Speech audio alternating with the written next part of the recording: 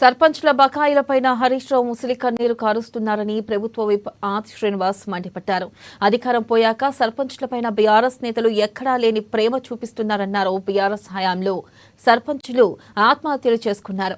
ఇక పదుల సంఖ్యలో సర్పంచ్లు ఆత్మహత్య చేసుకుని చనిపోయినా ఆ కుటుంబాలను హరీష్ రావు ఏనాడూ పరామర్శించలేదని విమర్శించారు.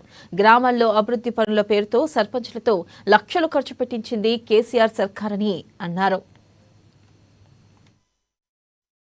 చనిపోతే కనీసం ఆనాడు ప్రభుత్వం హరీష్ రావు గారు కానీ కేటీఆర్ గారిని పరామర్శించడానికి కూడా సర్పంచ్ ఇంటికి వెళ్ళలేని వీరు ఈ రోజు ముసలి కన్నీరు కారుస్తూ సర్పంచ్లకు రావాల్సినటువంటి కేంద్ర ప్రభుత్వం ఏదైతే ఆర్థిక సంఘం నుంచి వచ్చినటువంటి డబ్బులను దారి మళ్లించిన వీళ్లు మీ ప్రభుత్వ హయాంలో సర్పంచులు చేసినటువంటి పనులకు 40,000 బకాయిలు పెట్టిపోయిన మీరు ఈ రోజు ముసలి కన్నీరు కారుస్తూ మాట్లాడుతుంటే ఏమని అడుగుతున్నా.